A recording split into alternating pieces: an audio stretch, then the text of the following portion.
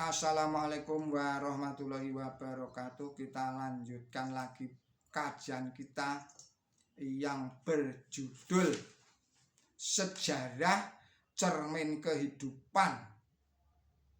Sebuah renungan berdasarkan Quran Suci merupakan suatu kajian diuraikan oleh Haji Simon Aliasir.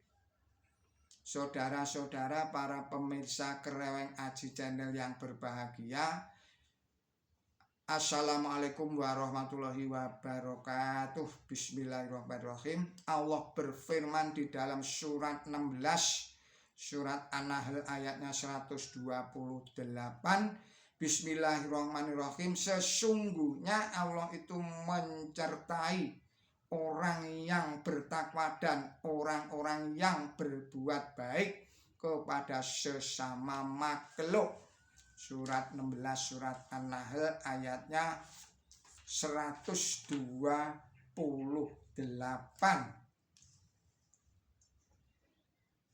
Dia bertobat. Secara singkat kisah Adam alaihissalam sebagai berikut. Adam diciptakan sebagai khalifah di muka bumi. Ia diciptakan dari tanah. Ia dikaruniai pengetahuan tentang nama-nama benda dan ilham yang akan membantu pertumbuhan jasmani maupun rohaninya. Dengan pengetahuan dan ilham, Adam memperoleh derajat yang melebihi derajatnya malaikat. Bahkan malaikat sujud kepadanya. Ia dikaruniai juga kemampuan menimbang dan memikir. Maka ia diperingatkan supaya waspada terhadap barang yang membahayakan kedamaian dan kebahagiaannya di surga. Karena dalam keadaan bahagia itu ia akan mudah lupa akan peringatan tadi itu dan mengikuti bisikan setan. Bisikan setan inilah yang menyebabkan ia mengambil pertimbangan dan keputusan yang salah. Akibatnya ia menemui kesukaran dan kehilangan kebahagiaan surga. Dia bertobat dan Allah mengampuninya. Adam diusir dari surga, tetapi Allah Ta'ala mengaruniakan hidayah kepadanya agar ia dapat menggunakan sumber daya manusia atau SDM-nya dengan benar. Allah menjanjikan bahwa hidayah itu diturunkan pula kepada keturunannya. Barang siapa yang mengikuti hidayah itu akan memperoleh kebahagiaan, dan barang siapa yang berpaling akan tersesat. Secara spiritual jelas kisah tersebut menunjukkan kodrat manusia pada umumnya.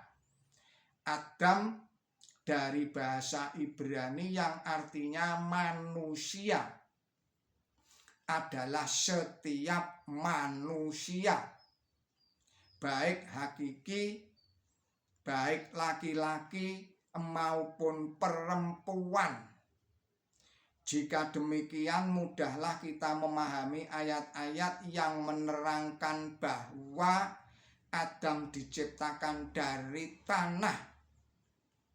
Kita tidak akan memahami bahwa Adam diciptakan dari tanah liat secara tiba-tiba sebagai manusia dewasa seperti yang diceritakan di dalam Bible atau Alkitab.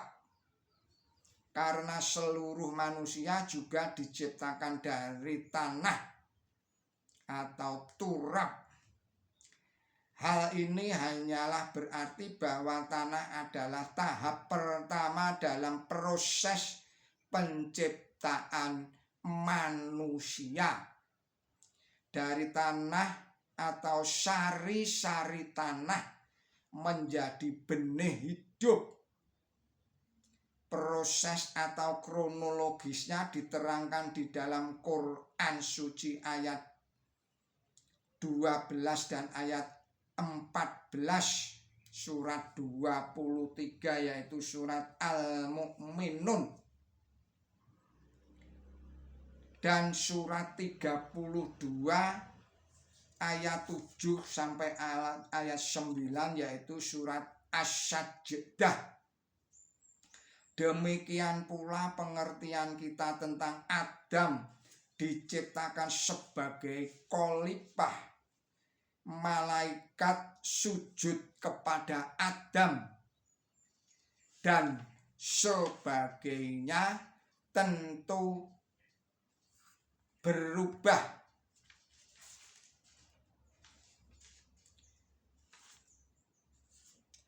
Karena manusia seluruhnya diciptakan sebagai khalifah di bumi. Surat 6 ayatnya 166, yaitu surat Al-An'am ayatnya 166. Dan malaikat pun bersujud kepada manusia seluruhnya.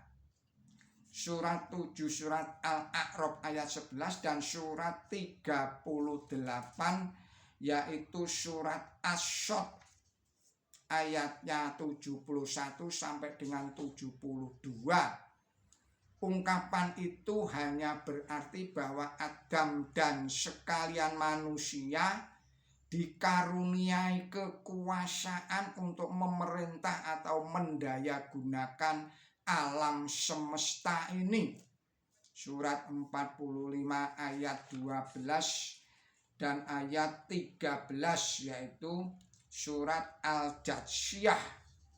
Dan bersujudnya malaikat berarti manusia itu menduduki tempat yang tinggi di antara sekalian makhluk Allah Ta'ala termasuk malaikat. Surat 7 ayat 140 surat Al-A'raf.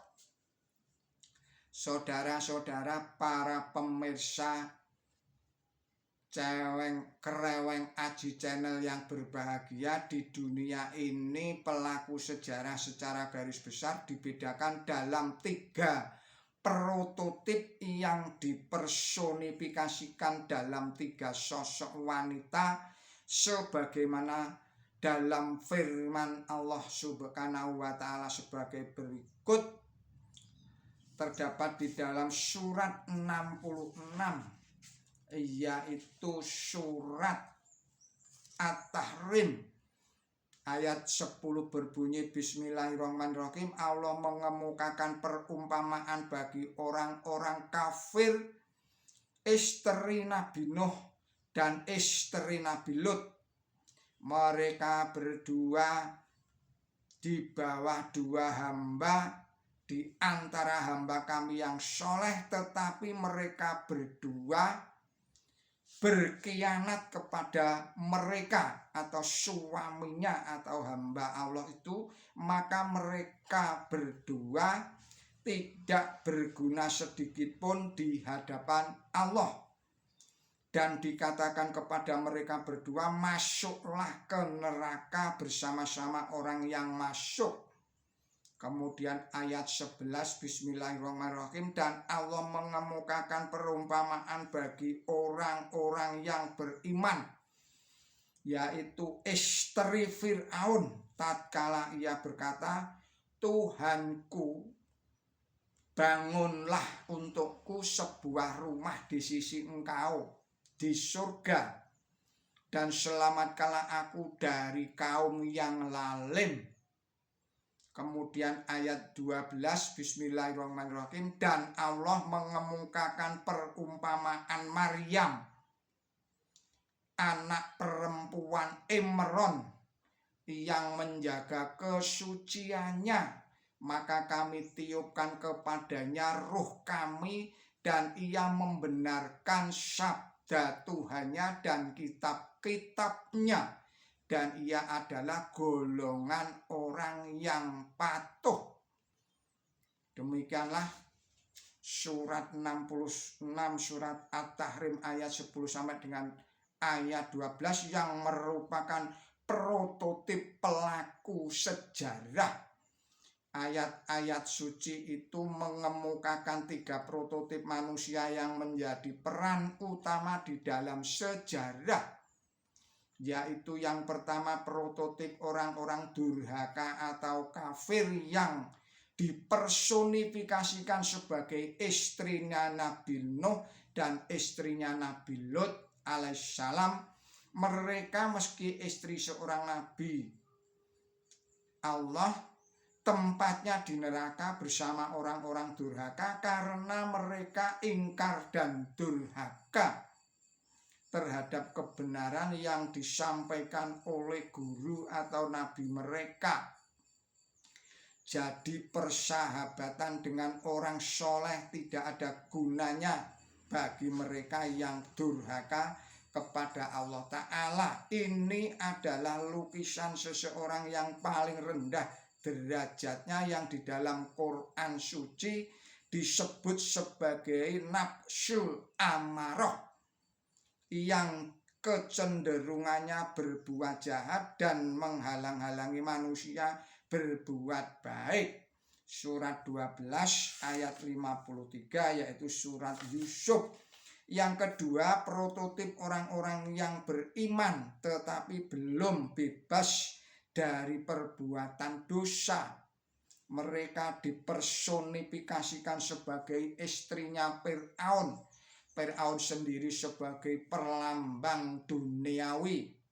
Meski istri Fir'aun telah berjuang keras untuk membebaskan diri dari godaan duniawi yang hebat dan dahsyat, wajar jika sekali tempo jatuh juga. Ia menyesal jika tergelincir berbuat dosa.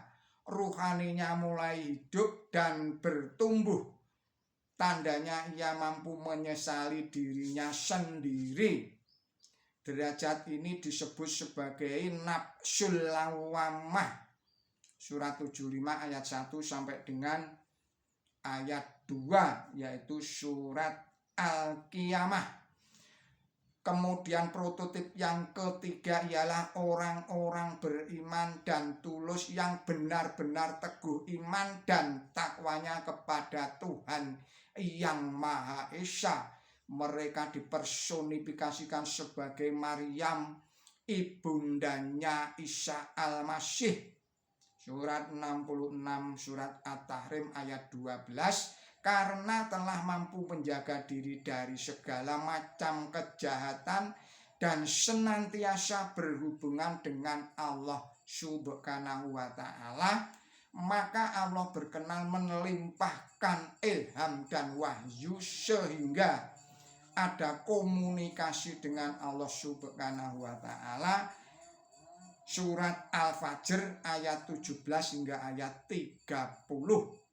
Saudara-saudara para pemirsa Kreweng Aji Channel yang berbahagia, merekalah yang mendapatkan amanat sebagai khalifah di bumi dan pewaris sah bumi Allah Ta'ala. Derajat ini disebut sebagai nafsul mutmainah. Surat 89 surat Al-Fajr ayat 27 sampai dengan ayat 30. Akhirnya marilah kita bercermin pada sejarah, bagaimanakah wajah kita, seperti istrinya Nabi Nuh dan Nabi Lut, ataukah seperti istrinya Fir'aun, ataukah boleh jadi kita telah berwajah sebagaimana Maryam, ibundanya Nabi Isa al-Masih, yang telah melahirkan seorang nabi besar. Justru selamat bangsanya atau juru selamat bangsanya. Yang penting kita mawas diri, jangan mawas orang lain. Demikianlah riwayat atau risalah ini. Mohon maaf atas segala kesalahan dan kelalaian saya di dalam menyampaikan risalah ini. Billahi taufik wal hidayah. Ihdinas syiratal mustaqim. Wassalamualaikum warahmatullahi wabarakatuh.